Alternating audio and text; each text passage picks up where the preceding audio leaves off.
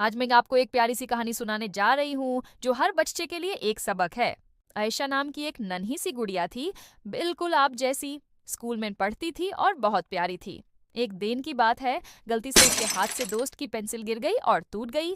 आयशा के दिल में डर बैठ गया। सोचने लगी, क्या करूं, झूठ बोल दूं कि मैंने नहीं तोड़ी। लेकिन तभी उससे अपनी अम्मी की कहा हुई बात याद आ गई। बेटा, हमेशा सच बोलना, अल्लाह सच बोलने वालों को बहुत प्यार करते हैं।